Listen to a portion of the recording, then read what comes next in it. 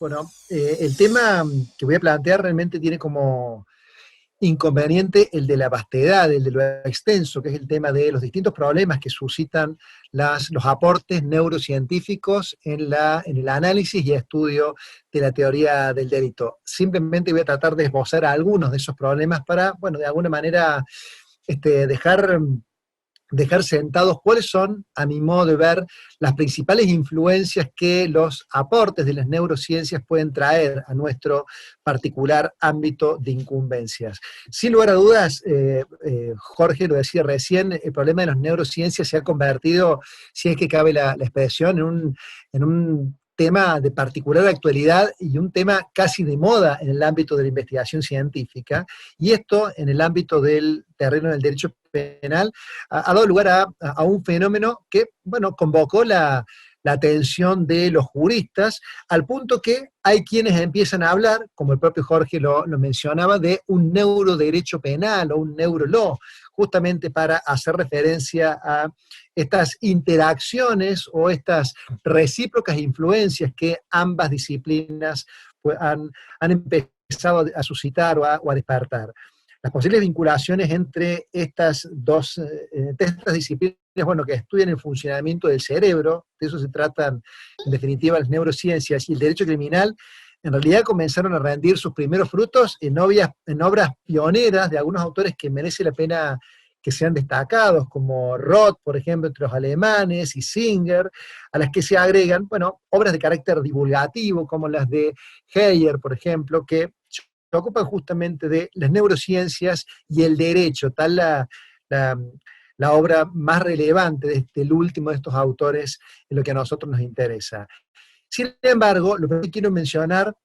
es que la propia literatura científica sobre las neurociencias desde un inicio empezaron a plantear los principales problemas epistemológicos que surgen a partir de esta naciente y creciente interacción entre las neurociencias y el derecho criminal. Es que las investigaciones, las indagaciones en el terreno de las neurociencias plantean, como digo, dificultades extraordinarias debido,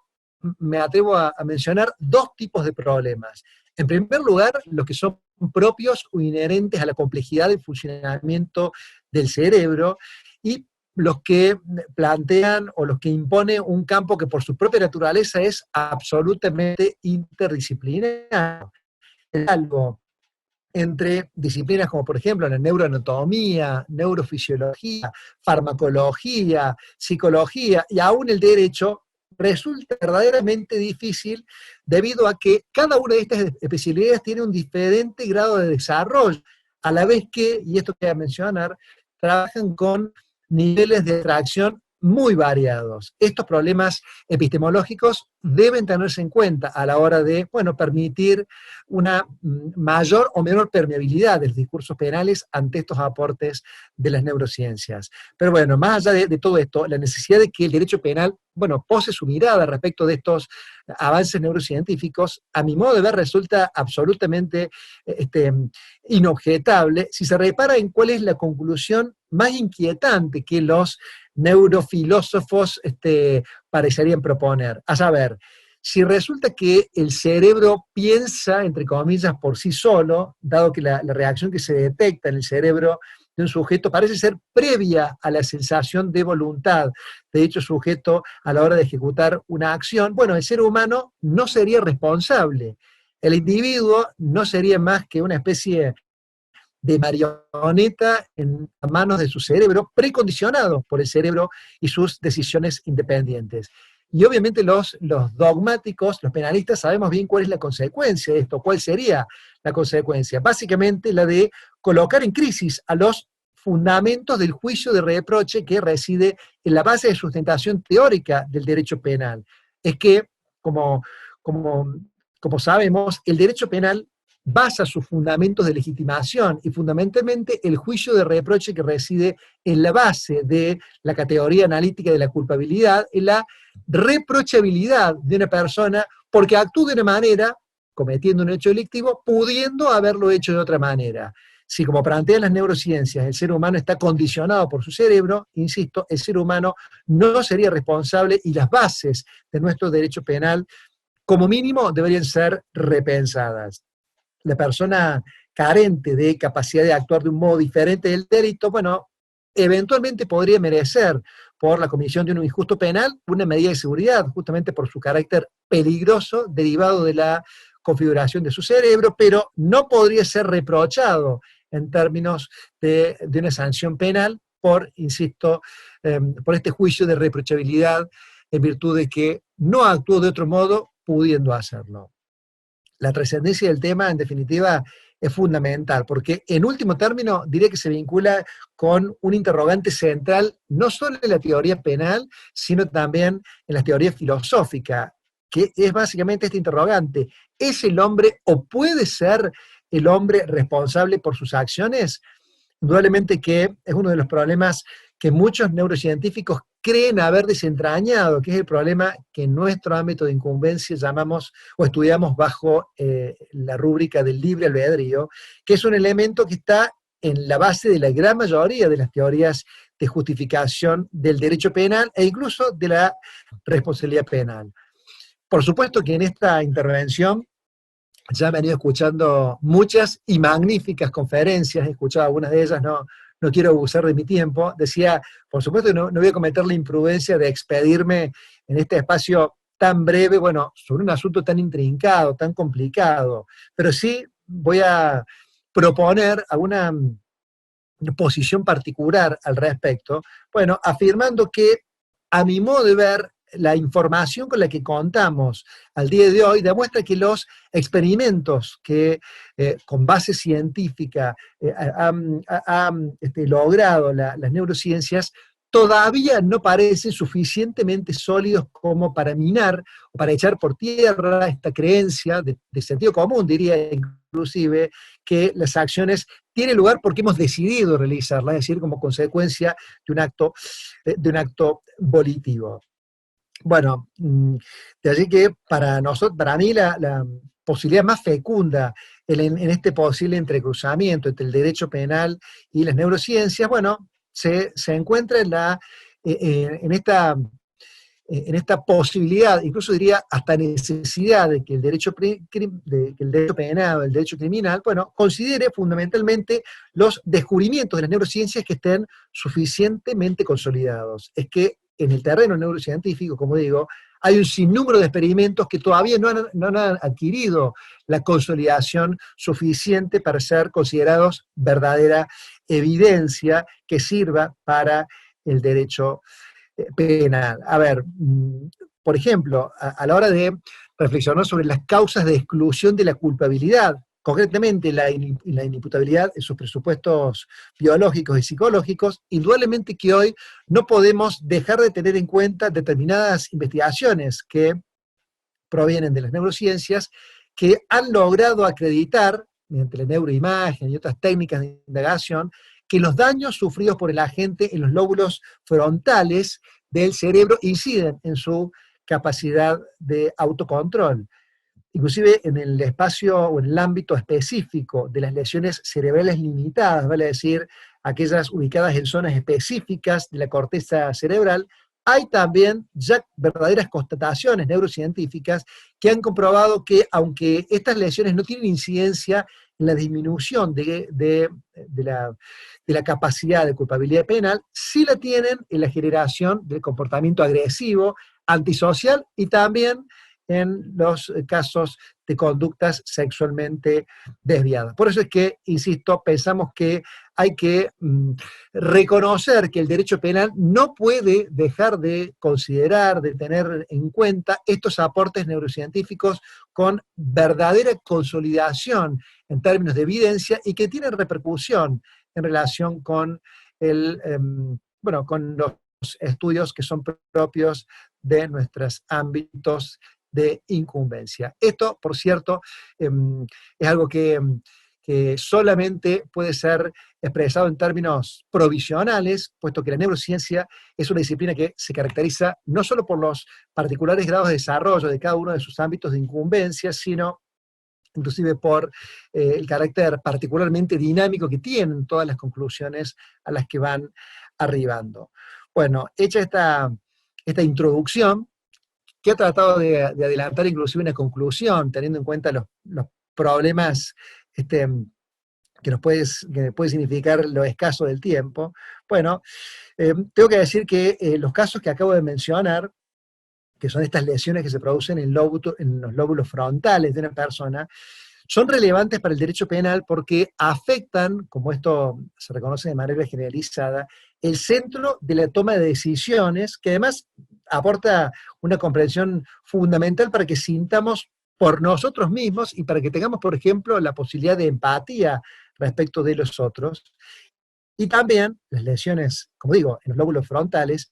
también afectan la capacidad de elegir, en función de emociones y de razones, las opciones que resultan más favorables para nuestra vida en sociedad. Por eso es que pensamos que hay buenas razones, e incluso hay estudios de campo que así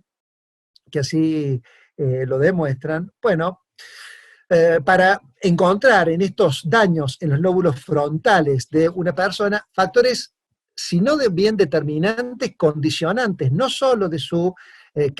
absoluta capacidad de dirección de las acciones o de autocontrol, y aún de comportamientos sociales genéricamente erráticos, sino también, como decía, este tipo de conductas agresivas, violentas o sádicas. Pero estamos, como digo, en este ámbito particular de las lesiones en el córtex prefrontal, estamos ante descubrimientos neurocientíficos que están apoyados en evidencia empírica y suficientemente consolidados, pero que atañen a tópicos puntuales, no a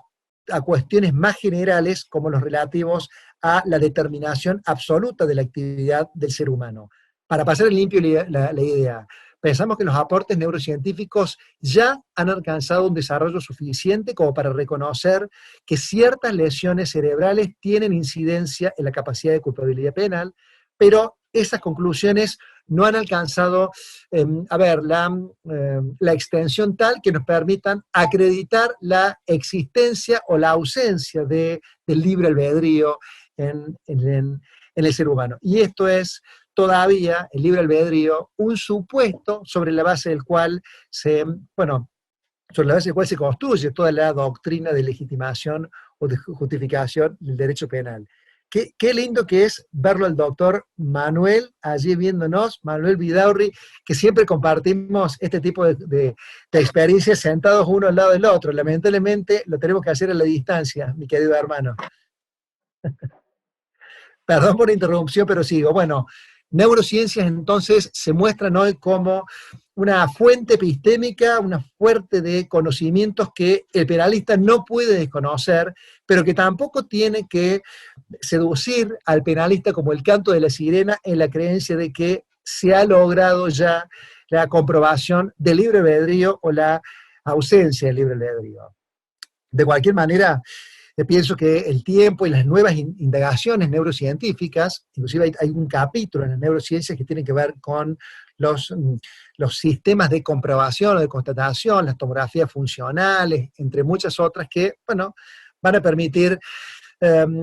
determinar si estas comprobaciones llegan a tanto como lo están promocionando algunos neurocientíficos o, bueno, para importar un aporte absolutamente insoslayable, pero no definitivo en cuanto a las bases de sustentación del derecho penal. Pero, como digo, el tiempo va a terminar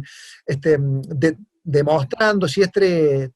trabajo en proyecto, que significan los estudios neurocientíficos, bueno, logra superar las limitaciones que pretendo señalar en cuanto a esta información provisional, y logran acreditar finalmente esta tesis de que el ser humano no actúa en forma voluntaria o libre, sino que está determinado en sus procesos de decisión y actuación por un potencial de preparación del cerebro que consiste justamente en cambios eléctricos que se producen en algunas áreas de nuestros cerebros que preceden a la ejecución de la acción futura. Solo un paréntesis para que se entienda a qué me estoy refiriendo. Esta teoría del potencial de preparación del cerebro se basa en experimentos que probablemente hayan escuchado de la década de los 80, del científico Benjamin Libet, o Libet, como guste mejor la pronunciación, bueno, que demostraron básicamente que a través de, como digo, estudios de campo, que en el instante que se le señala a los participantes de una experiencia empírica, como el instante de la decisión consciente de realizar un movimiento simple, no sé, mover un dedo, apretar un botón en lugar de otro, bueno, ese instante se produce 20 milisegundos antes de la realización de esa actividad. Algo así como que hay, insisto, la demostración científica de que hay actividad eléctrica en el cerebro previo a la toma de decisión que de alguna manera demostraría que condiciona o determina esa actividad antes de que tengamos la conciencia de que estamos decidiendo a una determinada conducta, a un determinado comportamiento. Ahora, sin perjuicio de todo esto, pienso que hay que enfatizar, más allá del carácter incompleto de estas comprobaciones en las neurociencias, insisto, no han logrado demostrar ni el libre albedrío ni su ausencia, aunque sí la influencia de las lesiones cerebrales o ciertas lesiones en el córtex prefrontal respecto de la capacidad de actuación o de toma de decisiones ajustadas en la convivencia social, decía, más allá de este carácter incompleto de estas comprobaciones, pensamos que hay otras objeciones adicionales que están vinculadas con esta falta de completitud de los experimentos neurocientíficos. Solamente voy a enunciarlos porque no quiero abrumar con demasiada información. En primer lugar, me animo a afirmar que la libertad de decisión no es incompatible con el hecho de que la mayoría de las acciones sean dirigidas inconscientemente. ¿Por qué digo esto? Porque, a ver, el hecho de que un experimento muestre que determinado tipo de acción es controlado de esta manera inconsciente, no debería de entrada causarnos mayor sorpresa, ya que la mayor parte de las acciones que realizamos a lo largo del día posee este carácter inconsciente. Muchas veces nos sorprendemos realizando algunos comportamientos sin ser conscientes de que estamos haciendo tal cosa. La conciencia, en definitiva, presta atención a problemas y a situaciones nuevas, no a cuestiones que ya llevamos a cabo de manera rutinaria, por lo cual esta circunstancia no debería ser, a mi modo de ver, absolutamente dirimente. Las comprobaciones en este sentido que aportan las neurociencias, bueno, en sintonía con lo que decíamos antes, todavía se muestran insuficientes para modificar nuestras comprensiones de la vida social, para decirlo de alguna manera, y ello no va a cambiar, pensamos, en un horizonte cercano. Es que estos experimentos que se han llevado a cabo en el ámbito neurocientífico están vinculados con decisiones muy básicas, como lo decía recién, mover un dedo, apretar un botón rojo o uno azul, y no con las decisiones que son propias de las ciencias sociales, como lo es el derecho, en los cuales, bueno, hay una complejidad valorativa y moral en la cual, bueno, se entran en cuestión preferencias axiológicas, ideológicas, religiosas y de toda índole, como las que involucramos, por ejemplo, cuando decidimos contraer matrimonio, tener un hijo, elegir una carrera, en fin, no son decisiones que por su complejidad pueden equipararse con las decisiones tan sencillas y elementales que han tenido en cuenta los estudios neurocientíficos sobre las bases en las cuales se han construido estas concepciones neurocientíficas vinculadas con el derecho. Pero en segundo término, si podemos aceptar que la decisión libre es una disposición a actuar que no viene determinada por una cadena causal a nivel físico o biológico, sino por una deliberación en el plano mental, bueno, podemos asegurar que experimentos como los de Libet, por ejemplo, por descartar todo proceso deliberativo o de ponderación de razones, no son idóneos para comprobar acciones libres. Lo que pretendo significar, y remarco la idea, es que la indagación neurocientífica no ha equiparado sus constataciones con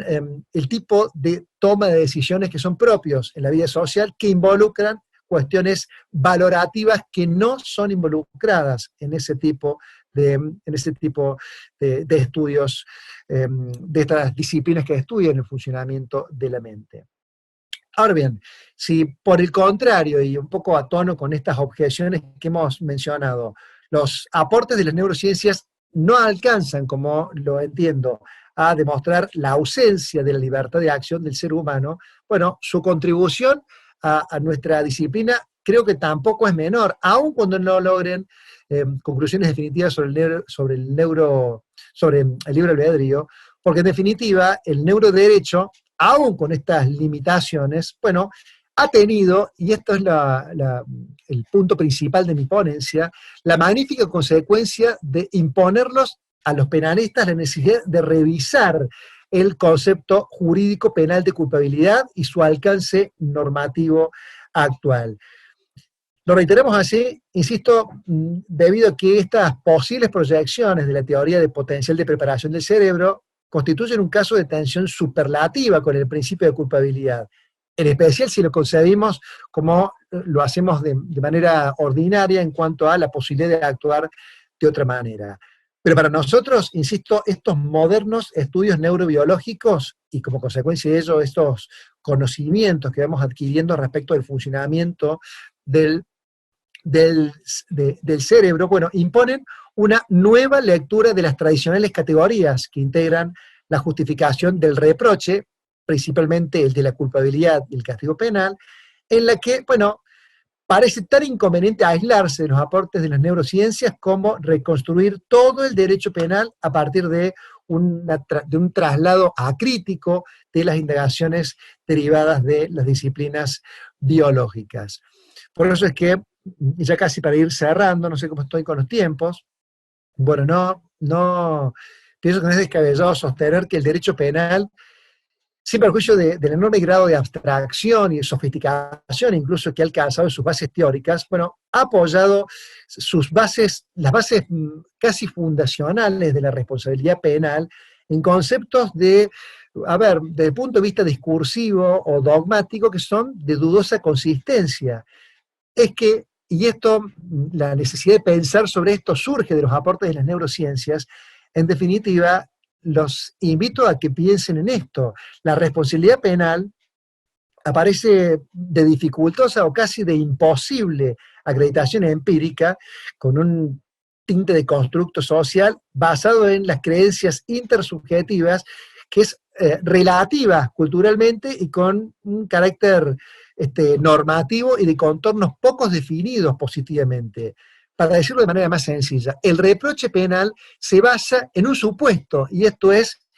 que el hombre puede actuar de otra manera, esto es que el libre albedrío existe. Y si bien las neurociencias no han demostrado la ausencia del libre albedrío, tampoco han demostrado su existencia, y el derecho penal ha construido todo su aparato conceptual sobre la base de que el ser humano puede actuar de otra manera. Y esto, como digo, no ha logrado ser acreditado.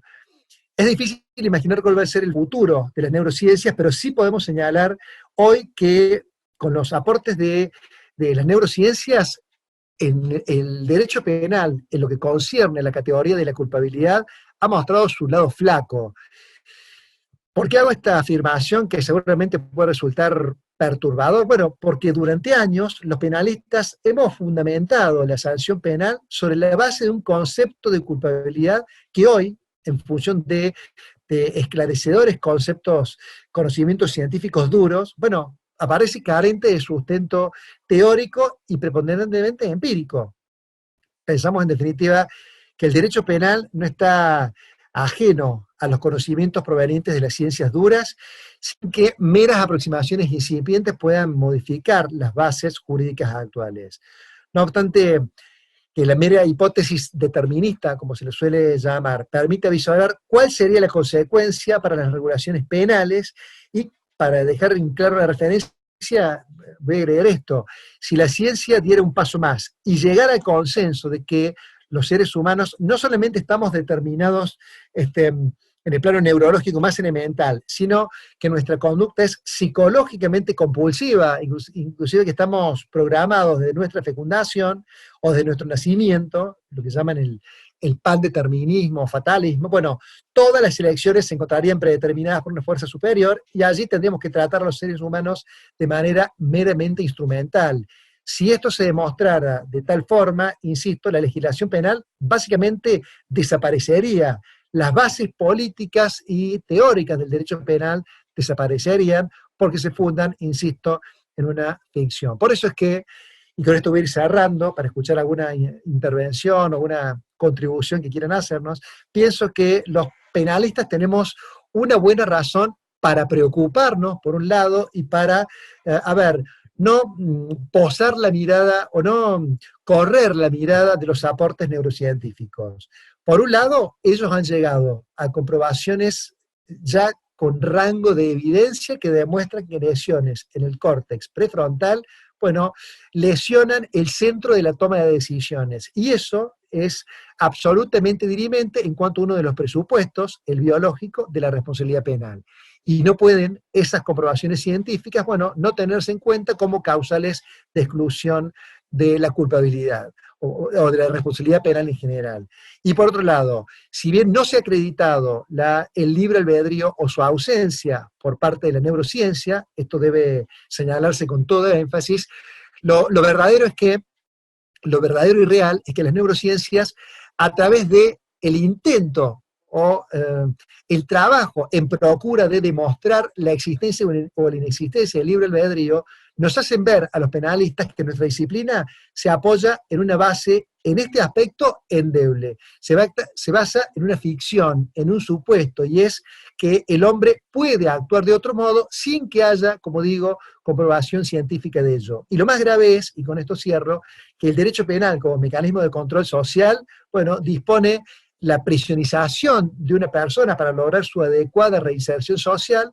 dando por sentado algo que la ciencia no ha logrado acreditar, como lo es el libre albedrío. Las neurociencias, en definitiva, más allá de los aportes basados en evidencia puntual, nos trae el magnífico desafío que es el repensar las bases de justificación del derecho penal en general y en particular de la categoría analítica de la culpabilidad, que se basa en un juicio de reproche por actuar de un modo distinto al que determina la ley, que no ha logrado acreditarse todavía, ni sabemos si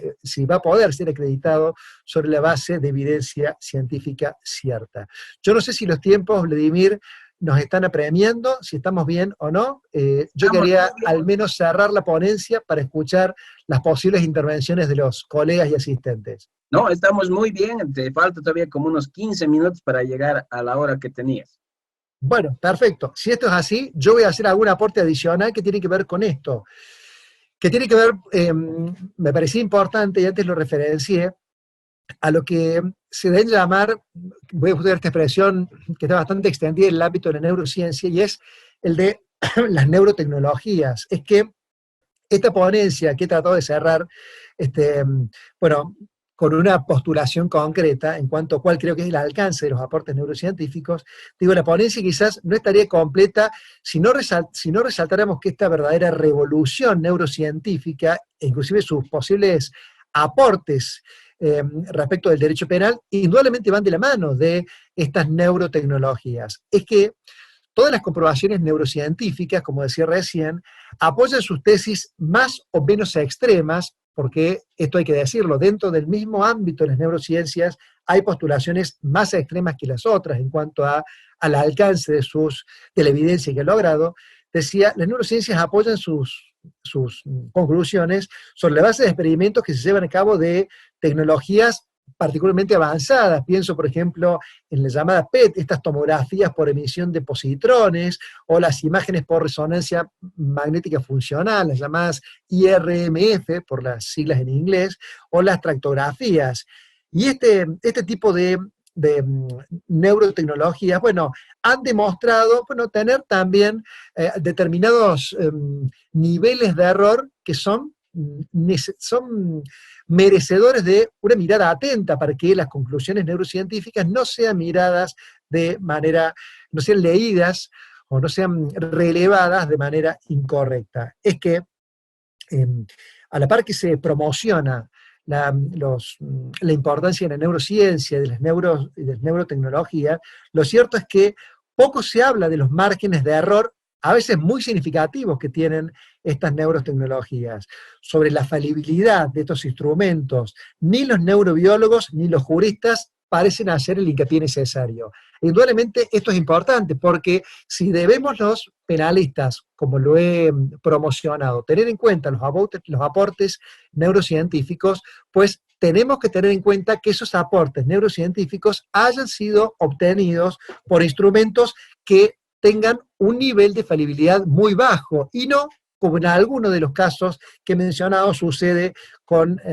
algunas de estas técnicas de indagación neurocientíficas. Algunos de ellos han dado tasas de falsos positivos muy elevadas al punto, bueno, que invalidan su rigor científico y nos hacen, como digo, bueno,